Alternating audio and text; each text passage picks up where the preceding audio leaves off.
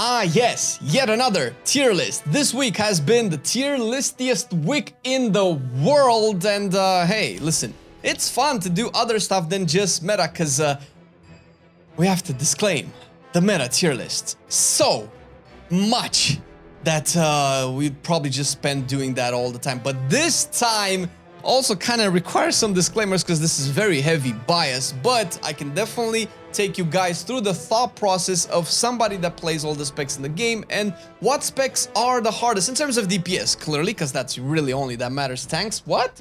Nobody plays healers. And it's going to be a little bit subjective, sure, but considering that I've been playing all the specs in the game for years, I think I can have like at least the basic level understanding of the learning curve getting into a new spec, at least either from a constant player or maybe even from a new player. So take that with a grain of salt, and hey, that's fine if you disagree, and you will let us know down in the comment section below if you disagree, or you can let us know on our Patreon page if you become a Patreon, because it supports these kind of videos. So if you have considered supporting us, maybe you like our content, like our information, maybe you want to see more of this stuff in the future, consider checking our Patreon page. It has all sorts of goodies you can engage with. We have some Patreon exclusive content there as well, like monthly Patreon talks, podcasts, bloopers, and all of that, because we say stupid shit on the microphone sometimes, so yeah, that's professionals. But we would be super grateful. Now, let's get into the actual tier list, and we're gonna start it off with Affliction.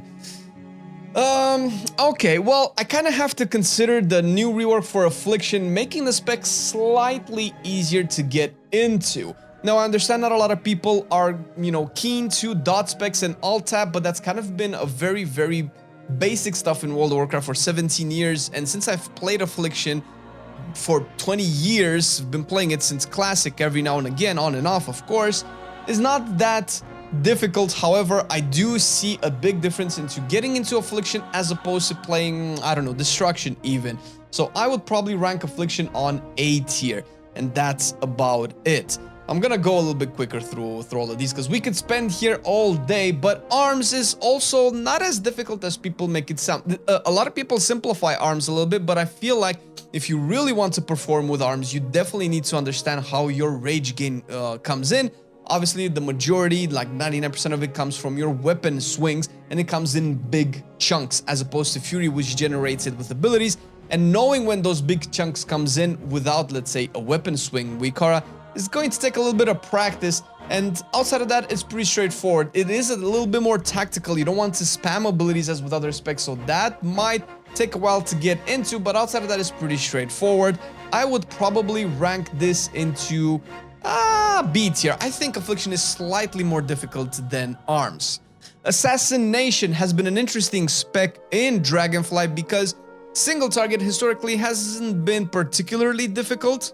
We know the memes of falling asleep while hitting a boss, but AoE though, dude, AoE, it feels like you need 10 degrees and you're only gonna be able to get an intern job at McDonald's at the end. So I don't know exactly what's going on with Assassination. I would probably rank it middle of the pack. I don't think the rotation is particularly complicated, but it might be annoying to actually pull off. So just probably because of the AoE, I would probably put it a little bit into A tier. It's not very difficult, but it might be annoying and mechanically frustrating to do, which can be a barrier of entries for new people. Balanced Druid, my favorite chicken and Marcelian's favorite spec, right man? Oh wait, you're still in vacation. I can talk whatever I want about balance. Well, it's obviously a fun spec. It's actually not particularly difficult, and even in the prior patch where you had to, like individually dot, it was annoying. It wasn't difficult per se, and I think it's maybe one of the simplest range DPS specs to do right now, or at least to get into. I'm gonna put it into C tier, but obviously, with of course the caveat, even specs that go, let's say, into D tier do have a level of death that not a lot of people can get into. So, there's always that aspect of the specs and the difficulty in them being played right. That not even if they're like the easiest spec in the game, people still mess it up, and that's particularly fine. Arcane Mage, S tier.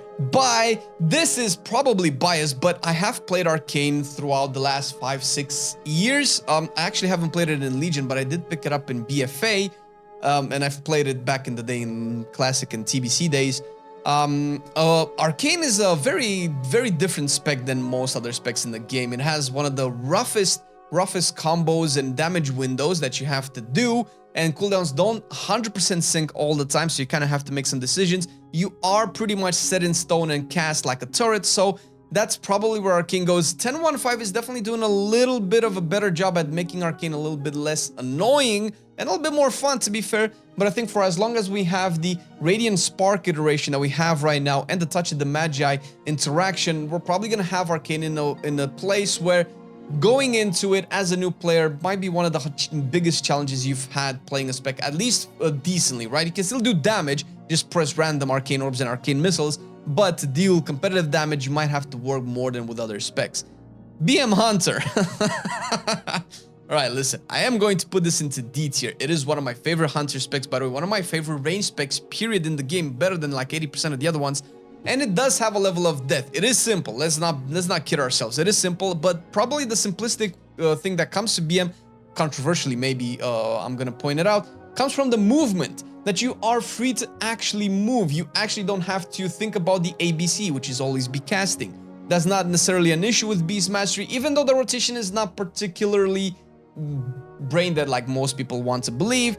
I think the opener, I don't know what the opener is now, it hasn't really changed, but we do used to have like 7 to 8 to 9 global openers, which was, that I can see that being annoying to new players, not particularly difficult. And you know, in AoE, target swapping for barb shot, resetting your kill command properly and not wasting cooldown reduction, and all of that can be a little bit harder mechanically to pull off than most people give it credit for, but still, it's probably the simplest, easiest spec to get into in the game.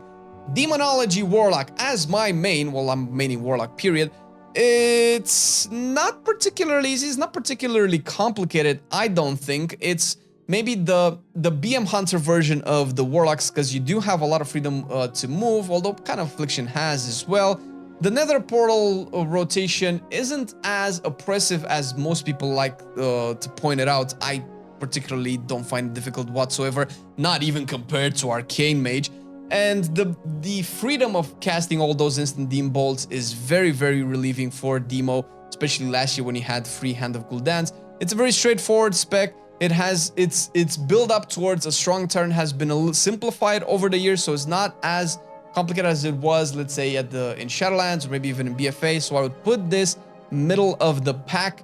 It's not particularly easy. You're still a Warlock. You have very limited mobility. If you use your mobility, you know, smartly with the teleports and the gates and all that, that can be trivial. But until you get used to that, it might take a little while to kind of get into it. But it's not that difficult.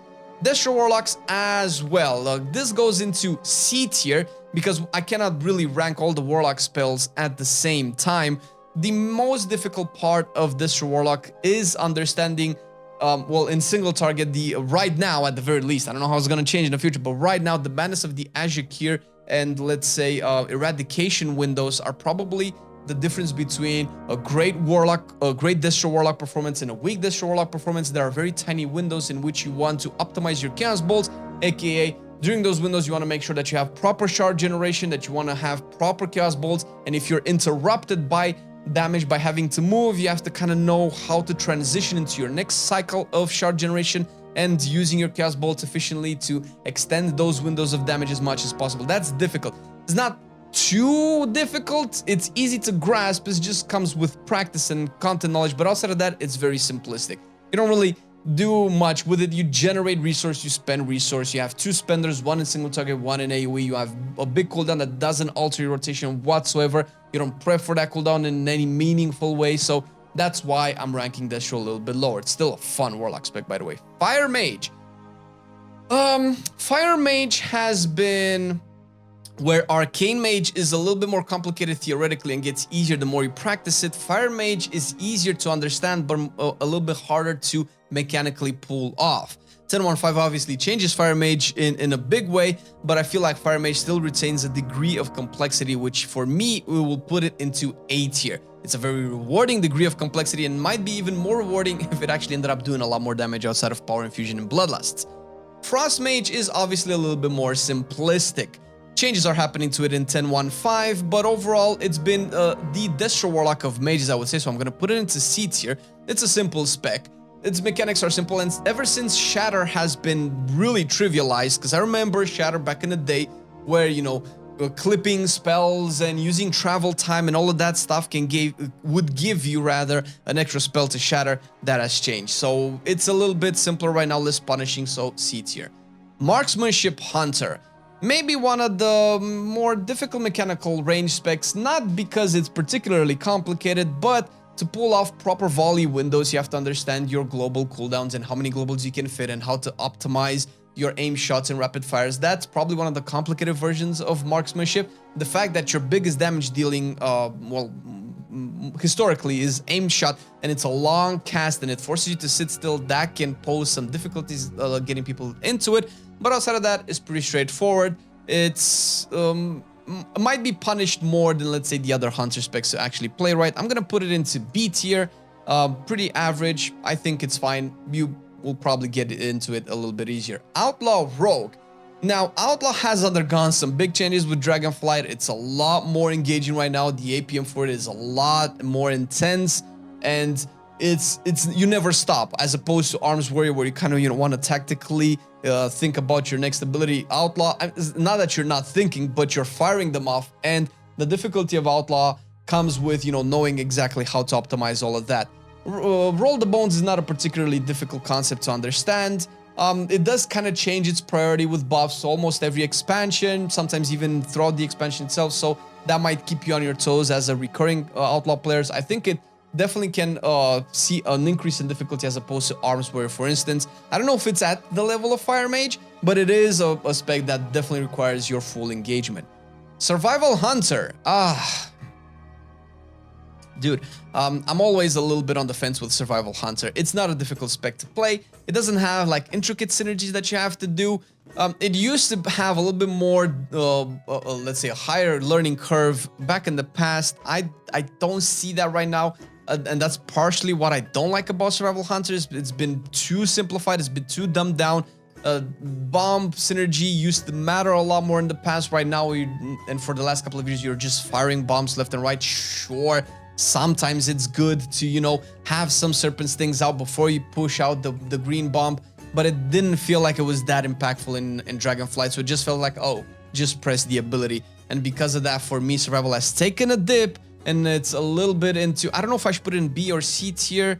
I'm gonna put it maybe ahead of Boomkin in C tier. It might be a little tad more difficult, but I just don't see it. Coordinate Assault can be a little bit tricky to use, its timings and all of that stuff, but I don't know. I feel like the design of Survival has the flaws of the spec into it and might pose a difficulty into making people get into it, as opposed to the raw spec of itself. Maybe it's a B tier. I'll just leave it at C tier for now. Devastation. Oh, the new spec, the new DPS. This is, I'm going to put it into B tier. It's not particularly complicated. Its rotation is fairly straightforward, but there are some intricate mechanics that you have to get used to. The mechanical learning of the empowered spells is definitely going to be different for people who haven't played it before, when you're used to just, you know, just fire your spells, because you have normal cast spells, instant spells, channel spells, and empowered spells, so there's different levels of casting with different interactions to your global, to your GCD rather, and your ABC is a little bit more planned out when it comes to Devastation. Sure, its talents kind of go and changes, and the tier set will kind of affect your rotation a little bit. They have simplified the clipping of your Dragon Rage abilities to kind of, you know, optimize it, so that's a little bit of complexity taken away. I probably would have put it into A tier if it was last patch that I thought about this tier list, but for right now, I think a solid B tier is fine. Elemental Shaman. Okay, this is an interesting spec. This goes all the way into A tier. I feel like it has some interesting interactions. It doesn't have complex and difficult to understand interactions, but it has a lot of them. And with Elemental Shaman, it feels like you have to juggle a lot of things all of the time. Maybe it could even be S tier. I'm gonna put it actually in front of A tier. It can be a little bit complicated to kind of pull all of this off, and you might get punished if you don't pull it off. It has some simplified builds as well. I understand that, but it feels like there's a bigger barrier of entry to get into Elemental, and similar to Enhancement, which I'm also going to be putting into S tier. It has a bunch of builds. It's probably a similar the discussion to Fire Mage, where you will mechanically need to kind of get into the flow, especially if you're playing the Hailstorm and Ice Strike build and the Primordial Wave, and kind of, you know, always timing Primordial Wave after you pop your dogs so that you can get as much cooldown reduction on them. Always having Ice Strike efficiency in its cooldown use to buff as many Frost Shocks as possible, making sure if you're gonna launch unbuff Frost Shocks with Hailstorm or save them for Hail Strike, or Ice Strike rather. So it is some level of death there that you don't see in a lot of other specs. Feral is weird because it has been simplified over the years, so much so it's not that difficult. I'm gonna probably put it into B tier. It might even be into C tier. There is some inherent, let's say, entry-level things that you need to understand with Feral into how to optimize bleeds, but I feel like in the recent years, they have been dumbed down a little bit. Blood talents has been completely simplified. Snapshot is almost entirely gone, almost. And it's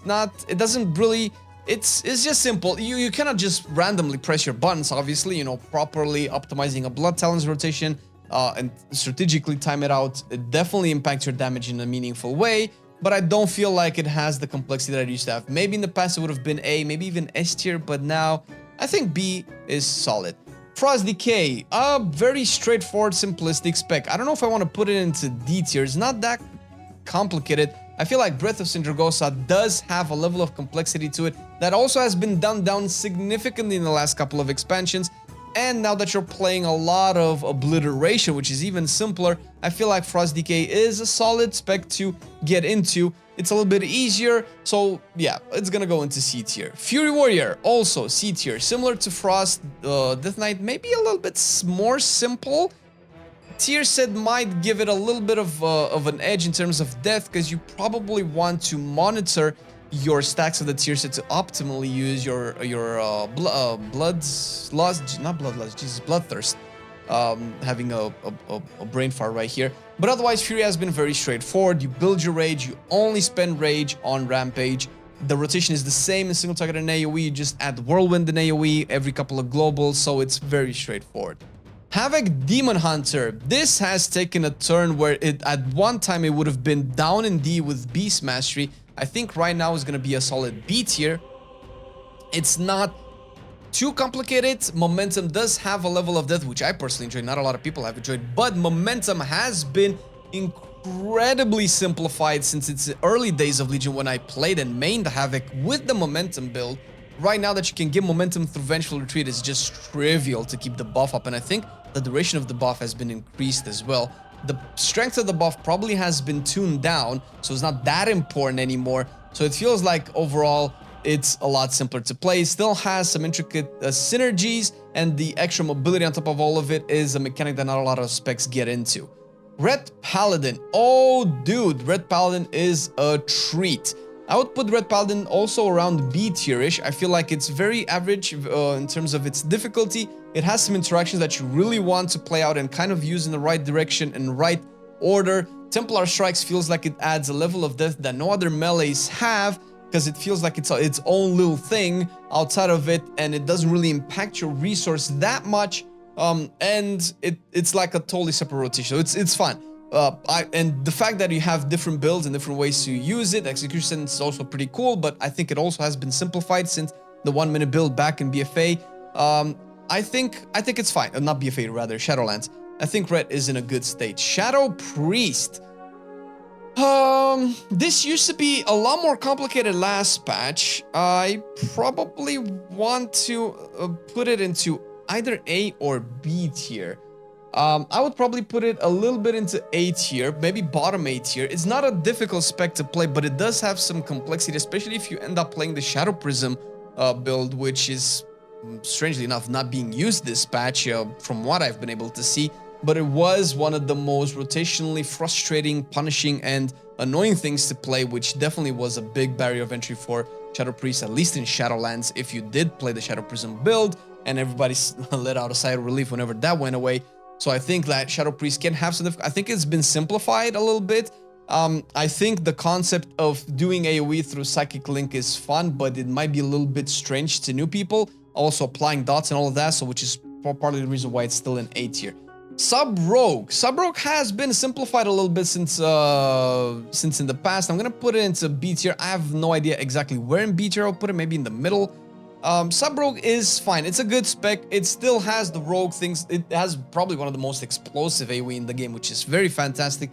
I think it has been simplified since BFA when I gave it a last good try, a first good try for me at least. I don't see sub being too particularly complicated, neither too particularly easy. I think it's just average. I think Outlaw kind of takes a little bit of the cake above sub, although kind of could probably be A tier as well. I don't know. You let me know. Let me know if you think I'm wrong. Unholy DK, also a spec that has been simplified over the years. It has some interactions with the pets and some management that not a lot of specs have. Maybe put it bottom A tier. I feel like it adds a little bit more depth than Demo and Arms and things like that, although the cooldown synergies has been simplified a little bit as well. So I kind of think of it a little bit like Shadow Priest, like the melee version of Shadow Priest with pet management, but maybe less complicated multi-dotting. So I'm gonna put it into A tier. And lastly, Windwalker, also a little bit into A tier as well. It's not a particularly difficult spec to play, but it does have some intricate mechanics with its melee. Obviously, you know, the rotation is a little bit different than other specs. Skyreach is really different because, you know, we have to kind of factor into that. Target swapping every now and again for some rotation optimization from spinning crane kick charges and all of that. I think that Windwalker adds a couple of, let's say, obscure additions to your rotation to make sure that you do a lot of damage. That's not very straightforward. So this is kind of how the tier list is. I don't know if you guys agree. This is kind of how I see. B tier specs are usually average. If you want to start to learn a spec and you wanted to have an easy time, probably start with D and go up. That doesn't mean that this is a tier list in terms of performance. That doesn't mean that a one spec that I consider completely difficult cannot be easy for other people. Difficulty is a matter of perspective and subjectiveness. But playing all the specs over the years and seeing how they've changed to their iterations, this is kind of how I see them being placed at the moment in relation to the expansion that we're in. So, hope you enjoyed the video. Thank you, patrons, for supporting the content. Love y'all. Thank you for watching the video, and we will see you in the next one. Bye-bye. I've been loving it then, I still love it now. Still, I play WoW. Still, I play WoW. Getting better every day, let me show you how. Cause still, I play WoW. Still, I play WoW. It's getting harder to stay, but at the end of the day, it's a guilty pleasure, so just log in and play. Whether it's classic or retail, I'ma do a /bow. Still, I play WoW.